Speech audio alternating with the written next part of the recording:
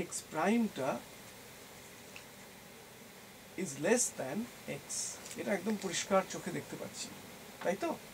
কিন্তু চোখে দেখতে পাওয়ার থেকেও আমরা হিসেবটা আগের দিন করেছি, তাতে আমরা দেখতে পেয়েছি যে বেসিক্যালি আমার এই ধরনের একটা সম্পর্ক এখান থেকে সোজা চলে আসে। যদি আমি শুধু একটা জিনিস খেয়াল করি, যখন আমরা এই মুভিং ফ্রেমে এই লেন্থটা মাপছি, তখন মুভিং ফ্রেমে আমাদের দুটো লেন্থের যে রডটার লেন্থ মাপছি, সেই রডটার দুটো যে এক্সট্রিমিটি,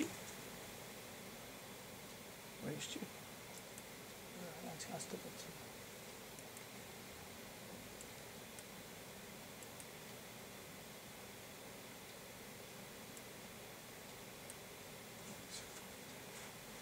সেই রডটার যে এক্সট্রিমিটি, সেই দুটোকে আমরা আমাদের একসঙ্গে না মাপলে, যখন একটা কিছু সামনে দিয়ে বেরিয়ে যাচ্ছে, তখন আমরা বুঝতে পারবো না যে তার কতটা লম্বা। সেই জন্য দুটোকে দুটোর এন্ডের কোঅর্ডিনেটসগুলো আমাকে একসঙ্গে মাপতে হচ্ছে।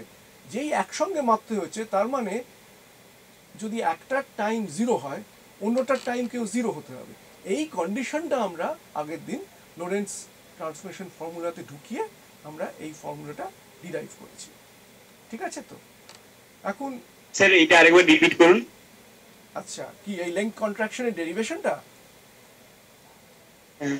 ডেরিভেশনটা রিপিট করবো? আচ্ছা, করছি, ঠিক আছে, কোনো অসুবিধা নেই। আমরা তাহলে একবার লোরেন্টজ ট্রান্সফরমেশন ফর্মুলাগুলো আরেকবার মনে করিয়ে নিই। হ্যাঁ, লোরেন্টজ ট্রান্সফরমেশন ফর্মুলাগুলো মনে আছে তো? এক্স প্রাইম 0 হচ্ছে gamma x 0 minus beta x, ঠিক আছে? আর এক্স প্রাইম হচ্ছে gamma x minus beta x 0। আর ওয়াই প্রাইম জেড প্রাইম তো পাল্টাচ্ছে না। এখন মজাটা কি দেখতে পাচ্ছ তো? এখানে মজাটা হচ্ছে যে এই দুটো ফর্মুলার মধ্যে একটা আশ্চর্য সিমেট্রি রয়েছে। এক্স প্রাইম 0টা এখানে হলে এখানে এক্স 0 হবে, বাইরে একটা গামা থাকবে, মাইনাস বিটা অন্যটা হবে, স্পেসটা হবে। আবার স্পেসটা যখন লিখছো, এখানে গামা হবে, এখানে এক্স হবে, আর এখানে মাইনাস বিটা এক্স 0 হবে। অর্থাৎ এই ফর্মে গামা বিটা করে লেখাটা ওই 1 minus v square by c square ইত্যাদির থেকে অনেক সহজ। আমি জানি না কেন লোকেরা এটা করে না, আমার তো অন্তত এটা অনেক সহজ মনে হয়। সে যাই হোক, আমি এই অরিজিন থেকে সব লেংথ এবং টাইম মাপছি, এটা যদি ধরে নিই, তাহলে আমরা দেখতেই পাচ্ছি যে আমাদের এক্স প্রাইম 0টাকে 0 করতে হবে। যেই এক্স প্রাইম 0টাকে 0 করলাম, সঙ্গে সঙ্গে কি পাচ্ছি? সঙ্গে সঙ্গে বুঝতে পারছি যে তাহলে এক্স 0টা বিটা এক্স হতে হবে, এবং তার থেকে সঙ্গে সঙ্গে এটাও বুঝতে পারছি যে তাহলে এক্স প্রাইমটা gamma into x into 1 minus beta square হয়ে গেল। কারণ আমি এক্স 0-র বদলে বিটা এক্স এখানে বসিয়ে দিলাম, এটা বিটা স্কোয়ার হয়ে গেল, এক্সটাকে কমন নিয়ে নিলাম, তাহলে এইটা হলো, আর এটার মানে হচ্ছে এক্স ডিভাইডেড বাই গামা। অতএব আমরা ওপরে যেটা বলছিলাম সেটা সঙ্গে সঙ্গে বেরিয়ে এলো, অর্থাৎ লেংথটা কন্ট্রাক্টেড হলো। হ্যাঁ, লেংথটা রেস্ট ফ্রেমে যা ছিল, মুভিং ফ্রেমে তার থেকে কম হলো। ঠিক আছে? আচ্ছা, এবারে একটা নতুন পাতা,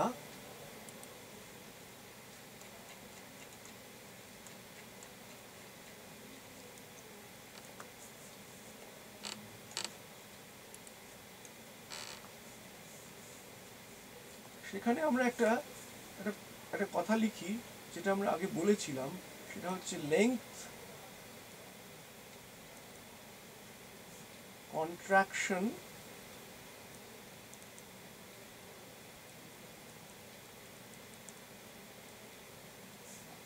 প্যারাডক্স।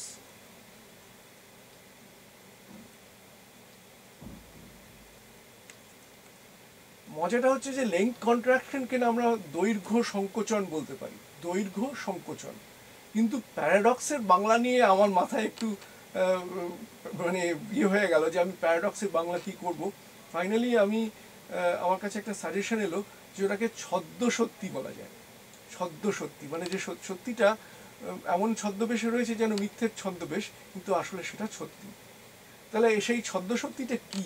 এখানে লেংথ কন্ট্রাকশনের ব্যাপারে ছদ্ম সত্যিটা কি? এটা খুব সহজ ব্যাপার। ধরা যাক আমরা আগের দিন পোল ভল্ট বলছিলাম, কিন্তু এটা বিভিন্ন রকম এক্সপেরিমেন্টে বিভিন্ন রকম সিচুয়েশনে ভাবা যায়, যেখানেই দুটো আলাদা আলাদা লেংথ কম্পেয়ার করতে হয়। তো আমরা যে প্যারাডক্সটার কথা আগের দিন বলছিলাম, সেটা হচ্ছে যে একজন পোল ভল্টার আছে, রাইট? একজন পোল ভল্টার আছে, সেই পোলটার লেংথ হচ্ছে রেস্ট ফ্রেমে এল হচ্ছে ধরো 20 মিটার্স।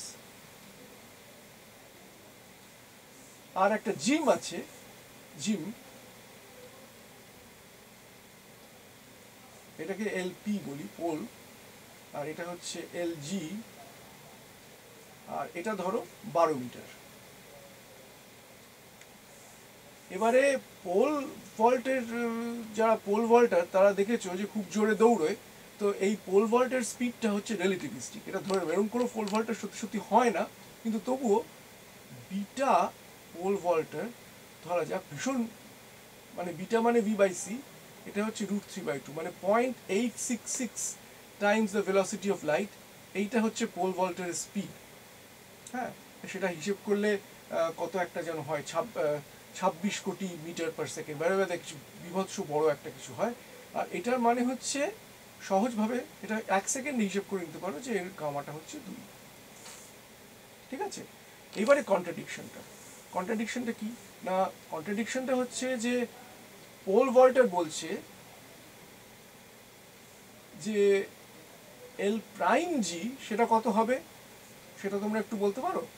যে পোল ভল্টার যখন এই গামাতে দৌড়চ্ছে তখন সে কোন জিমের লেগটা কতটা দেখবে? 6 মিটার। 6 metre, very good. আর তাহলে তার ফ্রেম থেকে সে বলছে যে জিম টু স্মল, জিম খুব ছোট, তাই তো? অর্থাৎ জিমের মধ্যে পোল ভল্টটাকে রাখা যাবে না।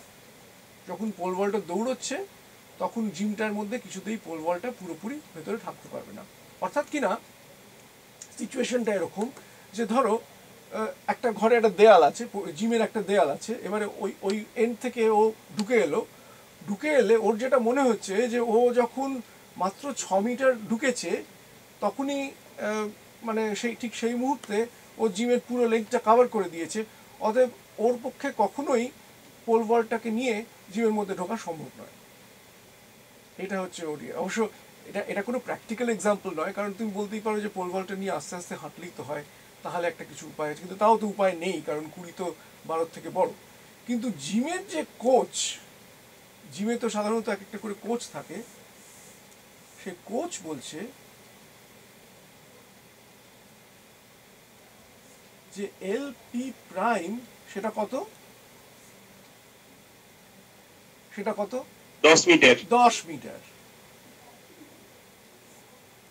তাহলে ও বলছে যে জিম ওকে, জিম তো ঠিকই আছে, ঝামেলা করার কি আছে, রাইট?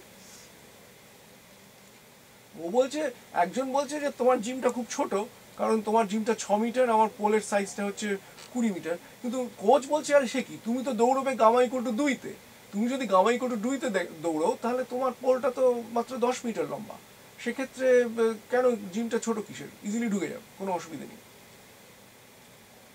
তো এবারে কে ঠিক, এইটা হচ্ছে প্যারাডক্স। হ্যাঁ, মানে সত্যি সত্যি কি পোলটা জিমের মধ্যে ঢুকবে না ঢুকবে না, এটা নিয়ে কি তোমরা কিছু ভেবেছো? কেউ কিছু বলতে চাও? কোনো একটা উত্তর কি ভেবেছো? স্যার বলছি, স্যার হ্যালো। হ্যাঁ বলো বলো বলো, শুনছি। স্যার পোল ভল্টার তো জিমের মধ্যে ঢুকবে যখন, তখন তো ওকে ইনস্ট্যান্টানিয়াসলি রেস্টে আসতে হবে, তাহলে ওর ফ্রেমটা তো সেই সময় আর ইনার্শিয়াল ফ্রেম থাকবে না। ও দৌড়বে, ধরে নেওয়া যাক যে ও থামবে না, ও দৌড়বে, ওর রেস্টে যেতে হবে না। মানে এই আমরা ওই ওই ওই লজিকটা যেটা আমরা গতবারে টুইন প্যারাডক্সের সময় দিয়েছিলাম, সেই লজিকটা আমরা আর দেবো না। আমরা বলবো যে হ্যাঁ ওকে ঢুকতেই হবে, ও ও ঢুকবে কিন্তু ও দৌড়বে, কারণ না দৌড়লে তো গামাটা জিরো হয়ে যাবে, কিন্তু সেরকম কোনো ব্যাপার নেই, ও দৌড়চ্ছে। এখন যদি ও দৌড়োয় সেক্ষেত্রে এই আর্গুমেন্টটা মানে প্রশ্নটা তখন যথাযথ, তাহলে উত্তরটা কি হবে? আচ্ছা, এখন কোচের দিক থেকে তো কোচের কিছু বলার নেই। হ্যাঁ বলো।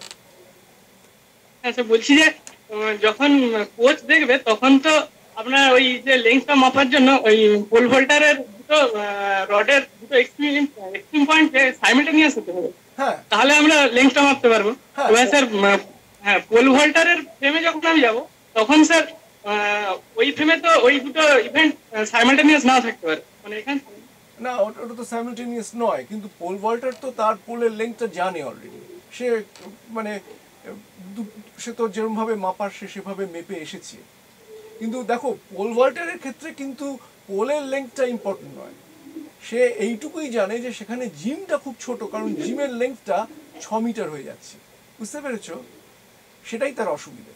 আচ্ছা, আমি তাহলে একটা এক্সপ্লেনেশন দেওয়ার চেষ্টা করি, তোমরা একবার দেখো যে এক্সপ্লেনেশনটা ঠিক হয় কিনা। স্যার, হ্যাঁ বলো, আর কিছু বলবে? বলছি ওই দুটো কোঅর্ডিনেট ফ্রেমটা এক জায়গায় এসে যাবে, ওটা কোনো ম্যাটার করে কি? কোন দুটো কোঅর্ডিনেট ফ্রেম? মানে ওই যে ছুটে আসছিল হ্যাঁ ও আর যে রেস্টে বসে আছে, হ্যাঁ। দুজনে এক জায়গায় আসবে, তখন ওই কোঅর্ডিনেটটা না, ওই এক জায়গায়। না, কিন্তু যে ছুটে আসছে তার কোঅর্ডিনেট ফ্রেমটা তার সঙ্গে চলেছে, সেই জন্য মোমেন্টারিলি এটা একসঙ্গে হবে, তারপরে তো সে চলেই যাচ্ছে। তার ফ্রেমটা তো মানে পোল ভল্টারের যে ফ্রেম আর জিমের ফ্রেম, এই দুটো তো আলাদা ফ্রেম, তাই না? এই দুটো আলাদা ফ্রেম, সেই জন্য ওইটা কোনো অসুবিধা নেই। অসুবিধাটা অন্য জায়গায়। অসুবিধাটা হচ্ছে যে দুজনেই মনে হচ্ছে যে জিমটা খুব ছোট, নয় পোলটা খুব ছোট। কোচ বলছে যে আরে পোল তো যথেষ্ট ছোটই হয়ে যাচ্ছে, ওটা 10 মিটার হয়ে যাচ্ছে, সেও ঠিক। আবার এটা মনে হচ্ছে যেন পোল ভল্টারও ঠিকই বলছে, কারণ জিমের সাইজটা ছোট হয়ে যাচ্ছে। সেই জন্য এই প্যারাডক্সটার একটা মজা আছে, সেই মজাটা আমি তোমাদের। স্যার, হ্যাঁ বলো। আমি বলছি কি, যে জিমের যে লোক, ও যখন তার লেন্থটা মাপবে ও তার নিশ্চিত স্কেলের রেসপেক্টে মাপবে, ফলে তার স্কেলটাও তো কন্ট্রাকশন হয়ে যাচ্ছে, তাহলে আলটিমেট ব্যাপারটা তো একই দাঁড়াচ্ছে। বা যখন ও যখন জিমের লেন্থটা মাপছে তখন তার রেসপেক্টে সে তার স্কেলের সাপেক্ষে মাপছে, তখন তার জিনিসটা কন্ট্রাকশন হয়ে যাচ্ছে, যেহেতু আলটিমেট সেম লেন্থই মাপছে, কিন্তু তার নিজের যেটা দিয়ে পরিমাপ করছে ওইটার ভ্যারিয়েবলের জন্য তো ব্যাপারটা হচ্ছে। মানে না, আমার মনে হয় যে এই ব্যাপারটাকে কিন্তু অ্যাভয়েড করার উপায় আছে ইলেকট্রনিক্যালি। মানে আমরা তো ঠিক স্কেল দিয়ে মাপবো না, আমরা ধরো দুটো এন্ডের কোঅর্ডিনেটস মাপবো, সেই কোঅর্ডিনেটগুলো আমি লাইট সিগন্যাল দিয়ে মাপতে পারি। আর লাইটের ভেলোসিটি যেহেতু সব ফ্রেমে এক, সেই জন্য এই লেংথগুলো আমরা ধরে নিচ্ছি ফেথফুল লেংথ। মানে যে স্কেল দিয়ে মাপছি সেটাই যদি খারাপ হয়ে যায় তাহলে তো সেটা দিয়ে মাপা যাবে না।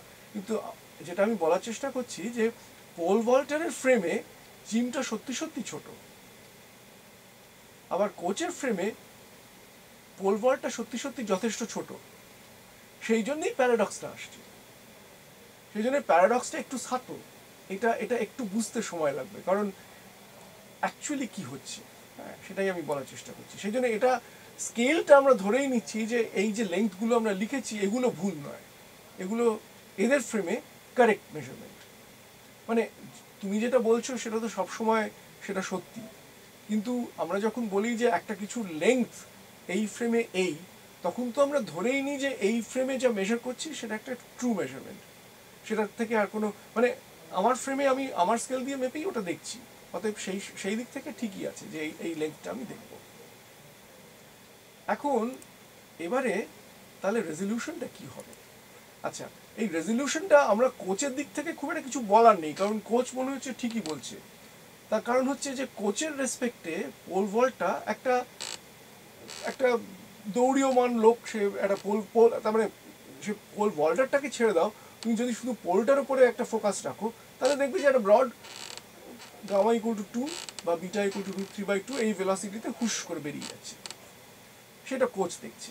কিন্তু পোল ভল্টার কি দেখছে, এইটা হচ্ছে আসল প্রশ্ন, যে পোল ভল্টার কি দেখছে। পোল ভল্টার দেখছে যে সে এক সেকেন্ড, পোল ভল্টার দেখছে যে এরকম একটা জিম আছে, এই জিমটার লেন্থ হচ্ছে 6 মিটার। এবং এই জিমটা তার দিকে এগিয়ে আসছে at beta equal to √3/2, সেটা পোল ভল্টার দেখছে, তাই তো, বা গামা ইকুয়াল টু 2, হ্যাঁ এইটা পোল ভল্টার দেখছে। এবারে এইটা ধরো পোলটা, প্রথমে কি হবে, প্রথমে পোলটা প্রথমে মানে পোল ভল্টারের রেসপেক্টে অফকোর্স পোলটা রেস্টে আছে, ও দেখছে যে এই প্রথমটা এই পার্টটা পেরোলো, এই পার্টটা পেরোলো, এবারে এসে পেছনের পার্টটা এসে ধাঁই করে পোলটাকে মারলো, কিন্তু ধাঁই করে ঠিক মারলো না, এটাই হচ্ছে মজাটা। তো দেখো পোল এটা যখন এখানে চলে এলো তখন এটা পোল ভল্টারের রেসপেক্টে এটা হচ্ছে 6 মিটার, তাই তো, তাহলে পোল ভল্টারের রেসপেক্টে বাকিটা কত, এটা হচ্ছে 14 মিটার পোলের শেষ অবধি, তাই তো, তাই তো, কারণ পোলটা 20 মিটার লম্বা, পোল ভল্টারের রেসপেক্টে পোলটা 20 মিটার লম্বা, তাহলে 6 মিটার জিমের মধ্যে এটা ঢুকে গিয়ে শেষটা গিয়ে জিমের পেছনের দেয়ালে মেরে দিয়েছে, বাকি আছে 14 মিটার। এবারে পেছনের দেয়ালে মারলে কি হবে, পোলটা দুমড়বে, পোলটা দুমড়বে মানে সেখানে একটা ইলাস্টিক ওয়েভ টাইপের একটা কিছু তৈরি হবে যেটা পোল দিয়ে ট্রাভেল করবে পোলের শেষের দিকটাতে, তাই তো। আচ্ছা, এবারে দেখো দুটো জিনিস হতে পারে, যদি আমরা ভাবি যে কেউ তো থামছে না, তার মানে পোল ভল্টারের দৃষ্টিকোণে জিমটা কিন্তু চলতেই থাকছে, কেউ থামছে না, জিমটা চলতেই থাকছে, জিমটা যেহেতু চলতেই থাকছে তাহলে দেখো জিমটার পেছনে পৌঁছতে একদম পুরোটাকে গিলে ফেলতে কতক্ষণ সময় লাগবে সেটা আমরা হিসেব করতে পারি, 14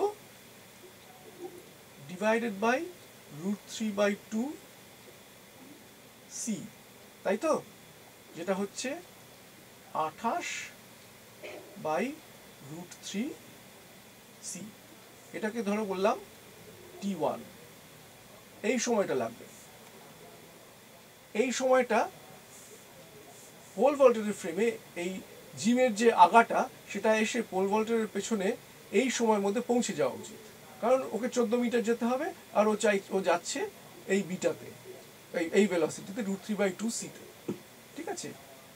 আচ্ছা, এবারে তুমি বলবে যে আরে তো এখানে আটকে গেছে, এখানে তো শক ওয়েভ তৈরি হচ্ছে, ওটা দুমড়ে যাচ্ছে, ওটা আস্তে আস্তে মুচড়ে যাচ্ছে, দুমড়ে যাচ্ছে, তাহলে এই শক ওয়েভটা এখানে পৌঁছতে কতক্ষণ সময় লাগবে। আচ্ছা, এই যে শকওয়েভ, ইলাস্টিক শকওয়েভ, যেটা পোলটা যখন দুমড়ে দুমড়ে যাচ্ছে সেখানে যে শকওয়েভটা যাচ্ছে সেটা পৌঁছতে সময় লাগবে কতটা আমরা আন্দাজ করতে পারি, যদি সেটা লাইটের ভেলোসিটিতে যা হয় তাহলে সেটা কতক্ষণ সময় লাগবে, এইখান থেকে শুরু করে তাকে এইখানে পৌঁছতে হবে, মানে পুরো 20 মিটার যেতে হবে, তাহলে এটা 20 ডিভাইডেড বাই সি, এই সময় লাগবে। এবারে এখানে তোমাদের জিজ্ঞেস করি যে T1 বড় না T2 বড়, কি মনে হয়, T1 বড় না T2 বড়, তার মানে এটা হ্যাঁ দেখো 28, তার মানে সিটা ছেড়ে দাও, সিটা দুটোতেই আছে, এটা বড় না এটা বড়, কি মনে হয়,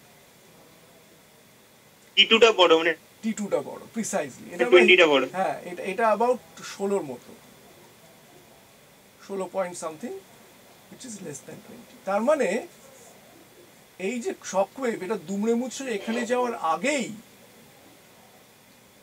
জিমের আগাটা গিয়ে পোল ভল্টটাকে ভেতরে করে দিল,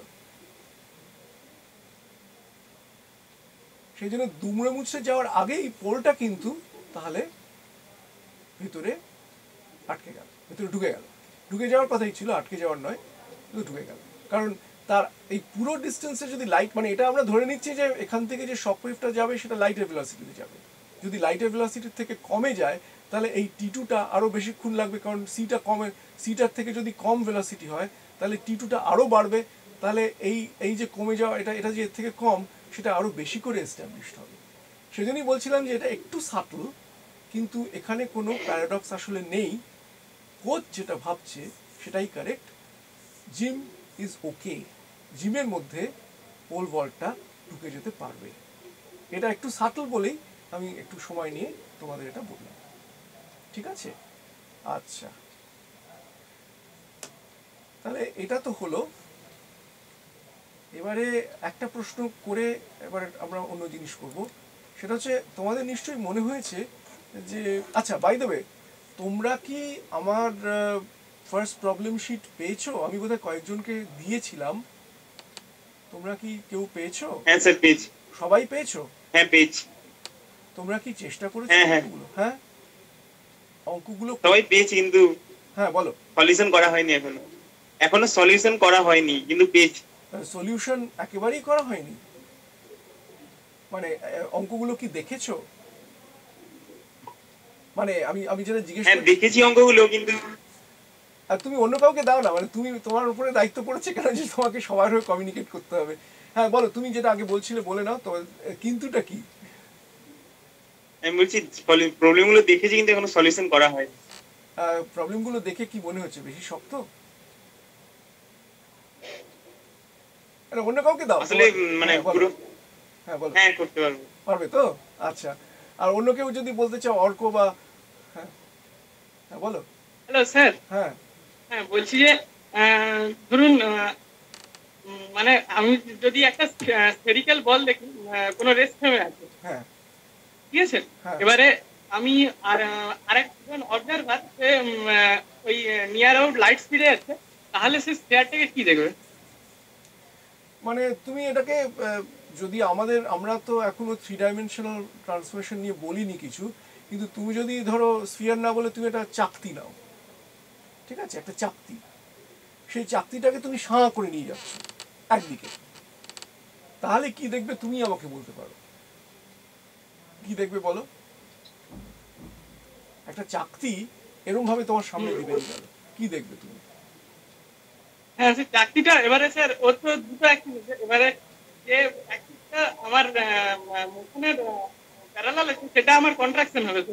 এক্স্যাক্টলি, তাহলে চাকতিটা একটা ওবলেট এলিপসের মতো হবে, অর্থাৎ উপবৃত্তাকার হবে, উপর দিকটা বেশি লম্বা, এই দিকটা মেজর অ্যাক্সিস, মানে এই অ্যাক্সিসটা মেজর অ্যাক্সিস, এই অ্যাক্সিসটা মাইনর অ্যাক্সিস, তাই তো?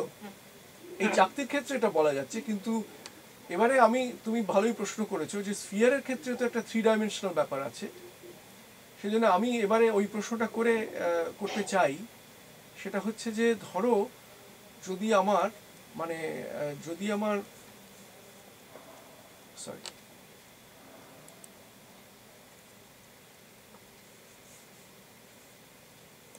লোরেন্স ট্রান্সফরমেশনটা, লোরেন্স বুস্ট যেটা করছি, লোরেন্স বুস্টটা একটা আরবিট্রারি ডিরেকশন,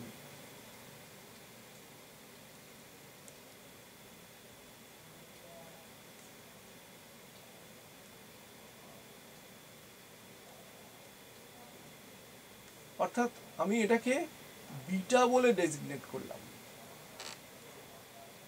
ঠিক আছে? তাহলে তাহলে আমার লোরেন্স ট্রান্সফরমেশন ফর্মুলাগুলো কি হবে? কারণ আমরা যখন লোরেন্স ট্রান্সফরমেশন ফর্মুলাগুলো লিখেছিলাম তখন আমরা শুধু এক্স ডিরেকশনে বুস্টের কথা বলেছিলাম, তারপরে অবশ্য আরেকটা ক্লাসে আমরা বলেছিলাম যে ওয়াই ডিরেকশনে বুস্ট হলে কি হবে, জেড ডিরেকশনে বুস্ট হলে কি হবে, ইত্যাদি।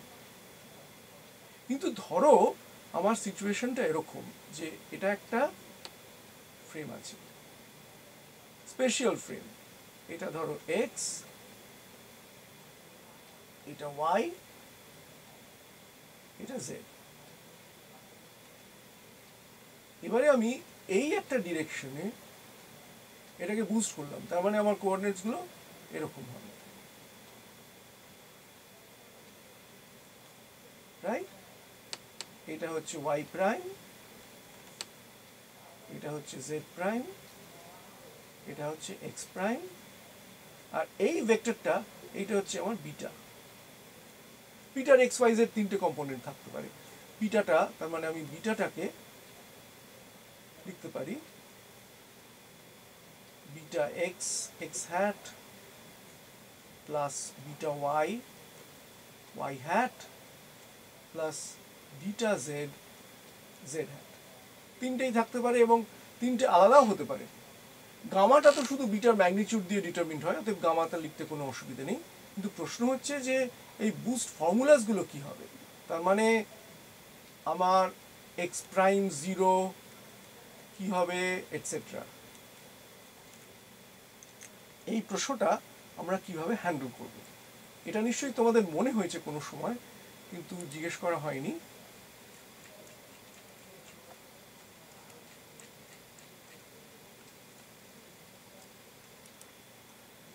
তো এইটাকে এটা অনেক সময় বইগুলোতে ভালো করে লেখাও থাকে না, সেই জন্য আমি ভাবলাম যে 1 মিনিট নিয়ে এটা নিয়ে একটু ডিসকাস করে নিই। এখন একটা জিনিস তোমরা মোটামুটি ইনটুইটিভলি বুঝতে পারছো যে চেঞ্জ যেটা হয় কোঅর্ডিনেটগুলোর মধ্যে যখন আমরা লোরেন্স বুস্ট করি, লোরেন্স বুস্টের সময় যে চেঞ্জগুলো হয় সেগুলো বুস্ট ডিরেকশনে হয়, এবং বুস্টের যে পারপেন্ডিকুলার ডিরেকশন তাতে বেশি চেঞ্জ হয় না। ঠিক আছে, এখন আমরা আবার অরিজিন থেকে অন্যান্য সব ঘটনা দেখছি, অতএব আমাদের ঘটনার মধ্যে যেটা আছে সেটা হচ্ছে কোঅর্ডিনেটসগুলো হচ্ছে x0 একটা ফ্রেমে কোঅর্ডিনেটসগুলো, এবং আরেকটা ওগুলোকে আমরা আর লিখলাম কারণ আমরা এখন 3 ডাইমেনশনের কথা বলছি, আর সেটা বুস্টেড হচ্ছে x প্রাইম 0 এবং r প্রাইম।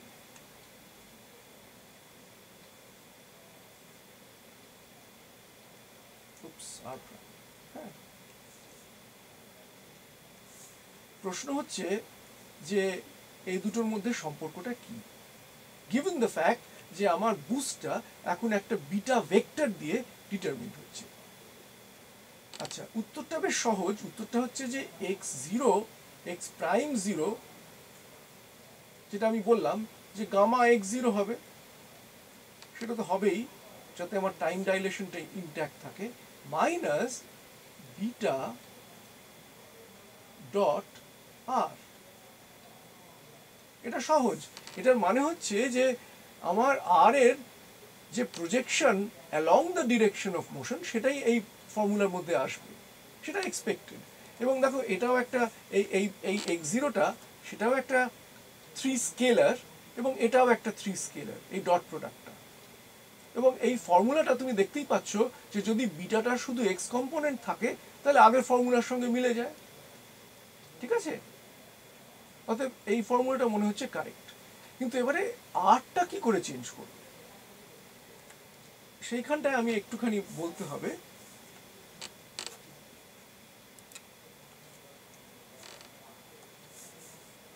সেখানে একটা জিনিস দেখো, এই আর ভেক্টরটাকে আমি ডিকম্পোজ করতে পারি। আমি ডিকম্পোজ করতে পারি অ্যালং দ্য ডিরেকশন, মানে আমি ধরো বললাম এটা হচ্ছে আর ডট বিটা হ্যাট, মানে বিটার দিকে যে ইউনিট ভেক্টর সেটাকে আমি বিটা হ্যাট বলছি, Times beta had plus R PARP. তার মানে এই যে জিনিসটা তৈরি করলাম আমি, এটা তোমরা বুঝতেই পারছো যে এটা হচ্ছে একটা কম্পোনেন্ট অফ আর যেটা প্যারালাল টু বিটা, তাই তো? আর এখান থেকে এটাও বোঝা যাচ্ছে যে এখানে যদি আমি বিটা ডট আর করি তাহলে এটা হয়ে যাচ্ছে বিটা বিটা, এখানে আমি বিটা হ্যাট ডট আর করলাম, হ্যাট করলেই হবে কারণ আমার তো ম্যাগনিটিউডটা দরকার নেই। এটা হচ্ছে বিটা ডট বিটা, সেটা 1, অতএব এটা হচ্ছে beta hat dot r plus beta hat dot r perp. তাহলে এখান থেকে অবভিয়াসলি আমি দেখতে পাচ্ছি যে beta hat dot r perp equal to 0। তার মানে আর পার্পটা বিটা ডিরেকশনের পারপেন্ডিকুলার, তাই তো? তাহলে সেই জন্যই আমি ওটাকে যে আর পার্প লিখেছি সেটা অবভিয়াস। ঠিক আছে, এটা ভেরিফাই হয়ে গেল, এটা খুব সহজ ব্যাপার। তাহলে এইবারে আমি যে প্রপোজটা করব সেটা হচ্ছে যে দেখো এবার তাহলে আমি এক্সপেক্ট করব যে আমার আর পার্পটা, সরি আর প্যারালালটা এইটাই শুধু পাল্টাবে, এবং এটা কিভাবে পাল্টাবে না gamma r parallel minus beta x naught. এই দুটো ভেক্টর, থ্রি ভেক্টর, এইখানটাতে যে থ্রি ভেক্টর দুটো রয়েছে এই দুটো একই ডিরেকশনে, কিন্তু কারণ আমাদের আর প্যারালেলের ডেফিনিশন হচ্ছে বিটার ডিরেকশন, এই দুটো একই ডিরেকশনে, সেই জন্য এটা এক্স্যাক্টলি আগের মতো হচ্ছে। এবং এটাও তোমরা বুঝতে পারছো যে যদি এটা সত্যি হয় তাহলে আমাদের আর পার্টটা ইনফ্যাক্ট চেঞ্জ করবেই না। তাহলে এবারে আমরা যেটা করতে পেরেছি যে এই তিনটে ফর্মুলা, অর্থাৎ কিনা এইটা, এইটা আর এইটা, এই তিনটে দিয়ে আমরা যে কোনো আরবিট্রারি ডিরেকশনে, এটা মজার, যে কোনো আরবিট্রারি ডিরেকশনে যদি আমি একটা ফ্রেমকে বুস্ট করি, কার্টেসিয়ান থ্রি ডাইমেনশনাল ফ্রেমকে, তাহলে আমি দেখতে পাচ্ছি যে তাহলে এইগুলো কিভাবে চেঞ্জ করবে।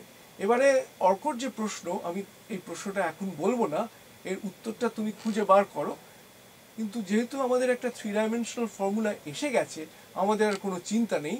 আমরা এখন মানে এই আরবিট্রারি ফ্রেমের ব্যাপারটা, এটা খুব অনেক বইতে লেখা থাকে না, কিন্তু তোমরা বুঝতে পেরে গেছো কি করে হবে। এটা এমন কিছু শক্ত নয়।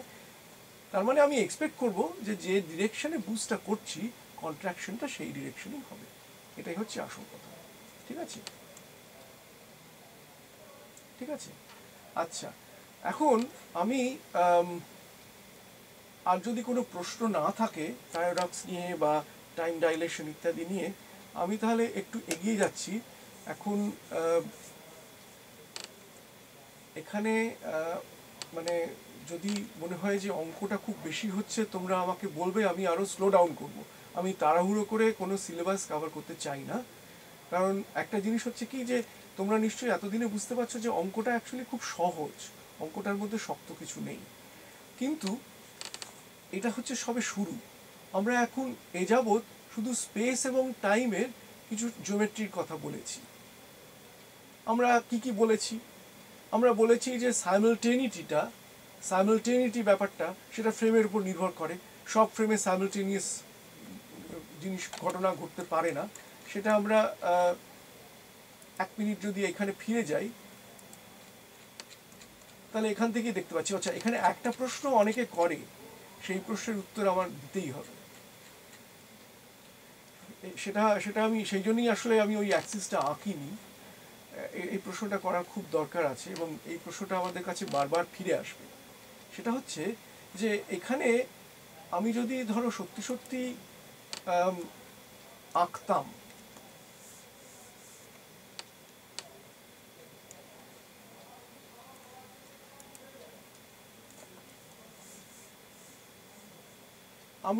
আমি কি তাহলে এরকম একটা স্পেশাল অ্যাক্সিস আঁকতাম? আমি স্পেশাল অ্যাক্সিসটা আঁকিনি, এটাকে এক্স অ্যাক্সিসটা আমি আঁকিনি। এখন প্রশ্ন হচ্ছে এরকম আঁকতাম না এরকম আঁকতাম?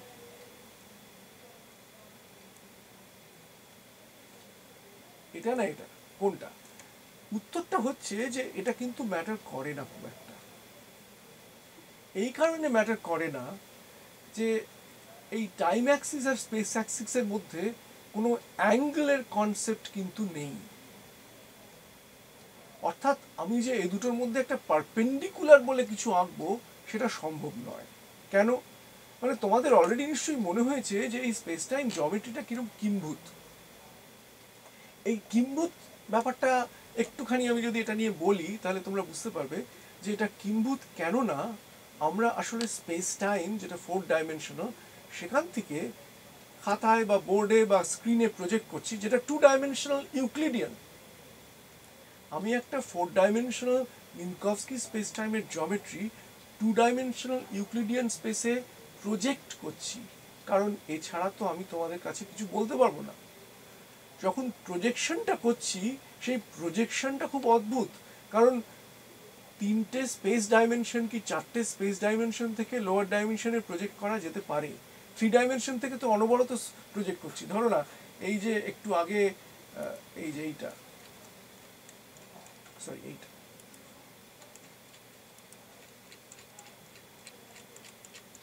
হ্যাঁ, এইখানে যে 3টে অ্যাক্সিস আঁকলাম, এটা তো অবভিয়াস যে এখানে আমি একটা প্রজেকশন করেছি, কারণ এই 3টে অ্যাক্সিস তো একই প্লেনে আছে, কিন্তু আদপে তো সেটা নেই। 3টে অ্যাক্সিস তো একই প্লেনে নেই, তাই না? আমাদের দুটো অ্যাক্সিস দিয়ে একটা করে প্লেন হয়, তো একটা এক্স ওয়াই প্লেন হতে পারে, একটা এক্সজেড প্লেন হতে পারে, একটা জেড এক্স প্লেন হতে পারে। কিন্তু এখানে আমি একটাই প্লেন, সেটা হচ্ছে এইটার প্লেন, সেই প্লেনে তিনটে অ্যাক্সিস এঁকেছি।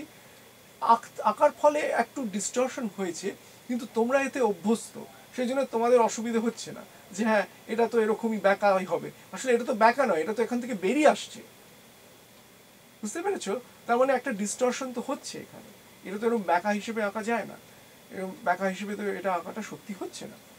এখন এই ঘটনাটা যখন আমি স্পেস টাইম জিওমেট্রির কাছে যাচ্ছি, এই এই যে বেঁকে তেড়ে যাওয়ার ব্যাপারটা, এটা আরো গোলমেলে হয়ে যাচ্ছে। সেই জন্য ছবির দিকে তাকিয়ে যেটা আমরা বুঝছি সেটা সবসময় সত্যি নয়, সেই জন্যেই সবসময় অঙ্কটা করে দেখতে হয় যে ছবিতে যেটা দেখাচ্ছে সেটা সত্যি তো। মানে এটা এটা এখানে যেরকম দেখাচ্ছে যে লেন্থটা রেস্ট ফ্রেমে বেশি, মুভিং ফ্রেমে কম, আবার আগে যেরকম দেখছিলাম টাইম কোঅর্ডিনেটটা মুভিং ফ্রেমে বেশি, রেস্ট ফ্রেমে কম, এই যে লেন্থ কন্ট্রাকশন, টাইম ডাইলেশন, এগুলো ছবি দিয়ে বোঝা খানিকটা যাচ্ছে ঠিকই, কিন্তু অঙ্কটা না করলে আমরা কিন্তু শিওর হতে পারছি না, কারণ সবটাই এই প্রজেকশনের উপর নির্ভর করলে অসুবিধে হতে পারে। ঠিক আছে, এখন এই প্রজেকশনের অসুবিধাটা কোথায়? বা এই যে স্পেস টাইম জিওমেট্রি, এটা স্পেসের যে জিওমেট্রি সেটা 2 ডাইমেনশনাল স্পেশাল জিওমেট্রি হতে পারে বা 3 ডাইমেনশনাল জিওমেট্রি হতে পারে, তার থেকে কোথায় আলাদা? আলাদা হচ্ছে এইভাবেই যে স্পেস আর টাইম যদিও আমরা সমান ফুটিং, মানে একই স্তরে একই জায়গায় ওদের রেখেছি, কিন্তু দুটো এক জিনিস নয়। এটা আমি অনেক কাল আগে বলেছিলাম যে দুটো এক জিনিস নয় এই কারণে যে সময়ে তুমি যদি সময় এগিয়ে যাও, তুমি যদি চুপ করে স্থির হয়ে বসে থাকো, তাহলেও কিন্তু সময়তে তুমি এগিয়ে যাচ্ছ, রাইট? তুমি এখান থেকে এই বরাবর বেরিয়ে যাচ্ছ। আর তুমি যদি স্পেসে নড়াচড়া করো তাহলে তুমি এই বরাবর যাবে। কিন্তু স্পেসে নড়াচড়া করার সুবিধা হচ্ছে যে তুমি এই বরাবর গিয়ে আবার এখানে ফিরে এসে আবার এদিকেও যেতে পারো। কিন্তু সময়ের অসুবিধা হচ্ছে যে তুমি যদি এই বরাবর যাও তাহলে তুমি ফিরতে পারবে না, তুমি তোমার অতীতে কোনো মতেই যেতে পারবে না। এই জিনিসটা কেন হয়? এই জিনিসটার কারণটা হচ্ছে কার্য-কারণ সম্পর্ক। এই কার্য-কারণ সম্পর্কটা কোত্থেকে আসে? এটা আসে থার্মোডায়নামিক্স থেকে, সেকেন্ড ল অফ থার্মোডায়নামিক্স। কারণ সেখানে বলা রয়েছে যে এনট্রপি সময়ের সঙ্গে সবসময় বাড়ে, এনট্রপি কখনো কমে না। তাহলে আমি এমন কোনো ঘটনার পরম্পরা ভাবতে পারবো না যেখানে এনট্রপি কমছে। তা যদি হয় আমি সময়ের পেছন দিকে যেতে পারবো না, সময়ের একটা ফিক্সড ডিরেকশন রয়েছে, সেটা এনট্রপি বলে দিচ্ছে। এই যে কজালিটি এবং তার সঙ্গে সেকেন্ড ল অফ থার্মোডায়নামিক্স, এগুলো যে কেন সত্যি এটা কিন্তু আমরা জানি না, কিন্তু এগুলো সত্যি। এবং এই সত্যিটা আমরা স্পেশাল রিলেটিভিটিতে আমাদের এটা সঙ্গে নিতে হচ্ছে, এটাকে এড়িয়ে যাওয়ার কোনো উপায় নেই। এখন এই সত্যিটার ফলে এটা পরিষ্কার যে সময় এবং জায়গা, স্থান এবং কাল, এই দুটো এক করা যাবে না, এই দুটো আলাদা। যেহেতু এক করা যাবে না, সেই জন্য আমি যদিও দেখছি যে সময়টাকে আমি যখন লোরেন্টজ বুস্ট করছি, সময়টা চেঞ্জ করে সময় এবং কালের একটা সময় এবং জায়গা, দেশ এবং কাল, তার একটা লিনিয়ার কম্বিনেশন হচ্ছে, তার কোঅর্ডিনেটসগুলো, স্থানাঙ্কগুলো, তাদের একটা লিনিয়ার কম্বিনেশন হচ্ছে, সেটা হচ্ছে। কিন্তু তবুও এই সময় যে স্পেস টাইম যে জিওমেট্রিটা, সেখানে অ্যাঙ্গেলের কনসেপ্টটা নেই। কারণ অ্যাঙ্গেলের কনসেপ্ট তখনই থাকতে পারে যখন সেটা ঘুরে আবার ফিরে আসার একটা সুযোগ করে দেয়। কিন্তু যেহেতু আমি সময় কখনো ফিরতে পারবো না, সেই জন্য ওই সময় অ্যাক্সিস থাকলেই আমার অ্যাঙ্গেলটা আর থাকবে না, অ্যাঙ্গেলের কোনো কনসেপ্ট নেই। সেই জন্য তুমি স্পেস অ্যাক্সিসটাকে এইভাবে আঁকলে কি এইভাবে আঁকলে কি এইদিকে আঁকলে তাতে ম্যাটার করে না, শুধু তোমাকে এই লাইট অ্যাক্সিসের থেকে আলাদা করে আঁকতে হবে, আর টাইম অ্যাক্সিসটাকে এই দুটোর মধ্যে লাইট অ্যাক্সিসের থেকে আলাদা করে আঁকতে হবে। যে কোনো দুটো লাইন তুমি নাও তাতেই চলবে। এটা কি ক্লিয়ার হয়েছে? এটা কি ক্লিয়ার হয়েছে? যে কোনো, এখানে একটা লাইন এই দুটোর মধ্যে, আর এখানে একটা লাইন এই দুটোর মধ্যে, এই দুটোর মধ্যে, এখানে একটা লাইন এই দুটোর মধ্যে, এই আলোর পথ আর এই আলোর পথ, আলোর পথ দিয়ে আমরা সবকিছু ডিফাইন করছি। তাহলে এই আলোর পথ আর এই আলোর পথের মধ্যে যে কোনো একটা লাইন আমার টাইম অ্যাক্সিস হিসেবে রোল প্লে করতে পারে। শুধু যখন তুমি ঘটনা লিখবে, টাইম অ্যাক্সিসটা যেখানে এই হাইপারবোলাটাকে ইন্টারসেক্ট করছে সেইটা রেস্ট ফ্রেম হবে, এখানে অ্যাঙ্গেলের কোনো ব্যাপার নেই। আবার সিমিলারলি এই দুটোর মধ্যে তুমি যে কোনো লাইন নাও, এবারে তুমি যদি এখানে একটা হাইপারবোলা টানো, যেমন এখানে, উপস সরি,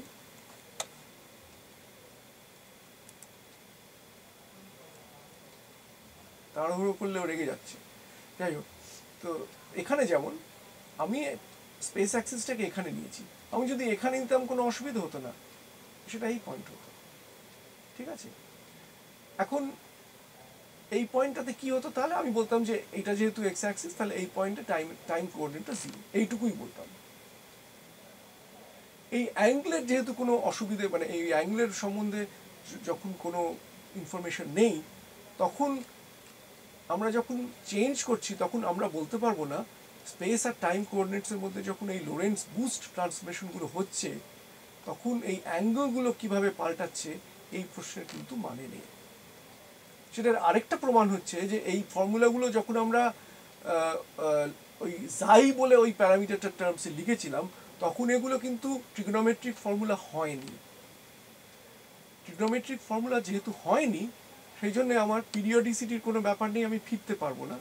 ওগুলো হয়েছিল কোসাইন হাইপারবোলিক আর সাইন হাইপারবোলিক, একই কারণ, কারণ আমি এই ক্ষেত্রে ফিরতে পারছি না, ঠিক আছে। এই ব্যাপারটা আমার বলার ছিল, কারণ এটা নিয়ে অনেক সময় প্রশ্ন আসে এবং অনেক সময় এটাকে ক্লিয়ার করা হয় না, সেই জন্য আশা করছি যে তোমরা এটা বুঝতে পারবে। আরেকটা কথা বলে রাখি, পুরনো কিছু বই, বোধহয় এটা রেজনিকেও আছে,